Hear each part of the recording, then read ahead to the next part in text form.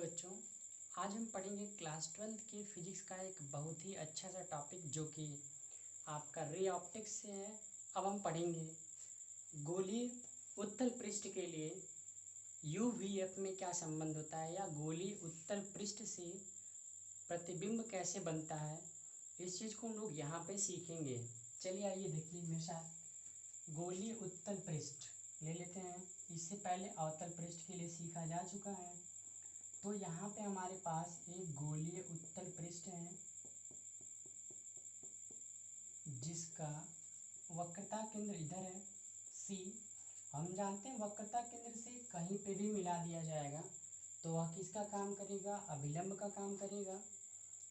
यह जो बिंदु होगा वह ध्रुव होगा, P पोल P होगा।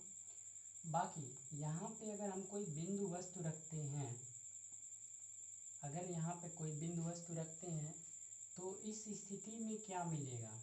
प्रतिबिंब बनने की प्रक्रिया को सीखा जाए। प्रतिबिंब बनने के लिए यह जो होगा विलंब से जितने अंश के कोण पर आएगा उतने ही अंश के कोण पे टकरा के वापस चला जाएगा। प्रकाश किरण जितने अंश के कोण पे आई है उतने अंश के कोण पे चली गई। अब इसी को हम लोग क्या करेंगे, पीछे की तरफ मिला लेंगे। तो यहाँ पे प्रतिबिंब बन रहा है I, यहाँ पे प्रतिबिंब बन रहा है I। बाकी चीज़ों को देख लीजिए। यहाँ से इस बिंदु को यम मान लिया जाए और यहीं से अभिलंब खींच लिया जाए और अभिलंब का नाम क्या दे दिया जाए, N। तो और इसकी ऊंचाई कितनी मान ली जाए, H मान ली जाए। तब फिर क्या बनेगा, यह कोण मान लेते हैं अल्फ़ा है, यह कोण क्या है, बीटा है, और यह जो कोण है वो क्या है, गामा है। अल्फ़ा, बीटा और गामा कोण है। बाकी चीज़ें जो है फिगर में जितना कुछ था वो कंप्लीट हो गया है। एक बार फिर सुन लीजिए। बिंदु वस्तु O है, O का प्रतिबिंब कैसे बना है, तो एक किरण जो है वक्रता केंद्र से जो जाती है वो टकरा के अपने ही मार्ग में वापस चली जाती है, एक हो गया। दूसरा, प्रकाश किरण गया है अभिलंब के साथ जितने अंश के कोण पे आपतित हुआ है उतने ही अंश के कोण पे क्या हो गया है, परावर्तित हो गया है। अब देख रहे हैं दोनों एक दूसरे को कहीं नहीं काट पाएंगे क्योंकि दोनों के बीच की दूरी लगातार क्या होती जा रही है, बढ़ती जा रही है।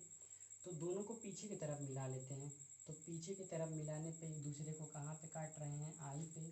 तो इस प्रकार बिंदु वस्तु O का जो प्रतिबिंब बना वह कहाँ पे बना, I पे बना। बाकी चीज़ों को नोट कर लेते हैं।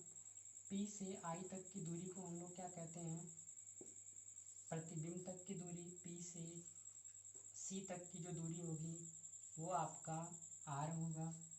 O से लेकर के P तक की जो दूरी होगी वह क्या होगी, वक्र तक की दूरी, जिसको हम लोग किससे लिखेंगे, U से लिखेंगे। अब इतना देखने के बाद सेम हम लोग वही नियम लागू करेंगे, बहिष्कोण का नियम लागू करेंगे। ठीक है, तो देखते हैं बहिष्कोण का नियम कहाँ कहाँ पे लागू होता है। ध्यान दीजिएगा। इस त्रिभुज में,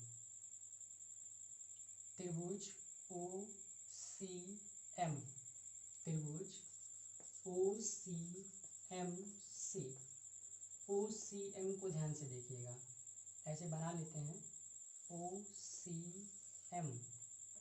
यहाँ पे M है, यहाँ पे O है, यहाँ पे C है। C पे क्या कोण बन रहा है, गामा। O पे क्या कोण बन रहा है, अल्फ़ा। और यह जब सीधे जा रहा है तो इसके साथ कितना कोण बना रहा है, थीटा कोण बना रहा है।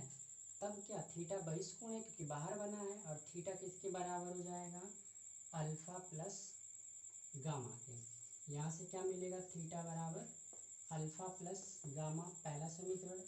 अब इसी तरीके का एक त्रिभुज और ढूंढ लेते हैं जहाँ पे बहिष्कोण बन रहा हो। ध्यान दीजिए, यहाँ पे अगर यह थीटा है तो दोनों किरणें क्या हो रही है, एक दूसरे को काट रही हैं। कौन कौन सी, एक ये है और एक ये है। तो अगर इधर थीटा है तो यह कोण भी क्या हो जाएगा आपका, थीटा। अब इस त्रिभुज में चलिए छोटे वाले में कौन सा, ICM, त्रिभुज ICM। ICM से जब चलेंगे तो क्या मिलेगा, ध्यान दीजिएगा। ये बाहर बन रहा है, ICM ये नहीं बन रहा है, बीटा बाहर बन रहा है, गामा प्लस थीटा के बराबर हो जाएगा। यानी यहाँ से क्या मिलेगा, बीटा बराबर कितना की, gamma plus theta, gamma plus theta.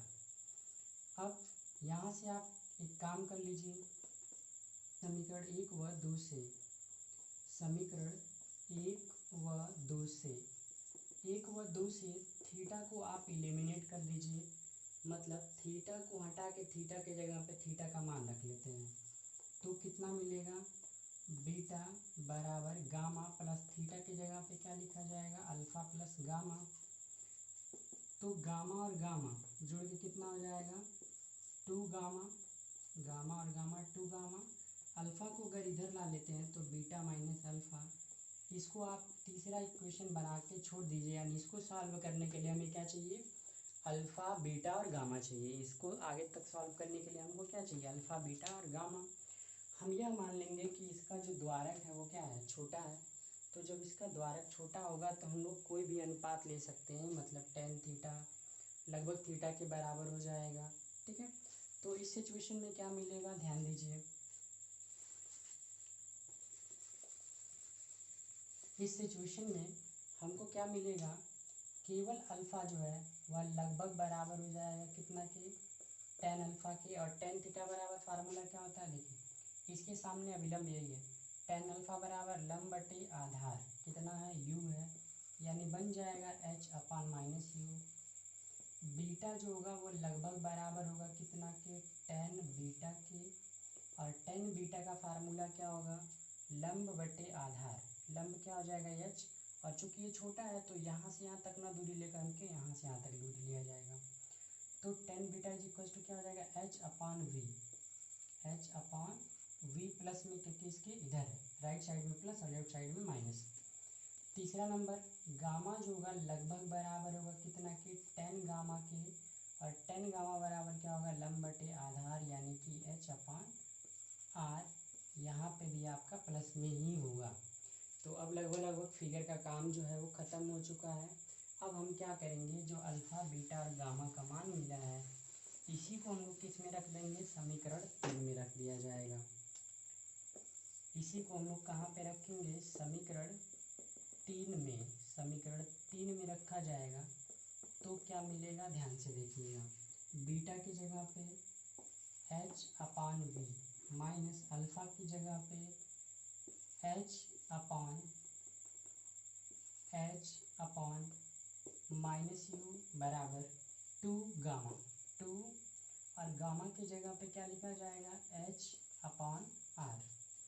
अब यहाँ से क्या करते हैं, एच कॉमन कर लेते हैं तो क्या मिलेगा, 1 अपान वी, और ये minus minus plus 1 upon u is equals to 2 H, और आर को क्या लिखा जाता है, आर बराबर कितना के, 2f के, आर बराबर कितना के होता है, 2f के। तो आर को हटा के क्या लिख दिया जाएगा, 2f।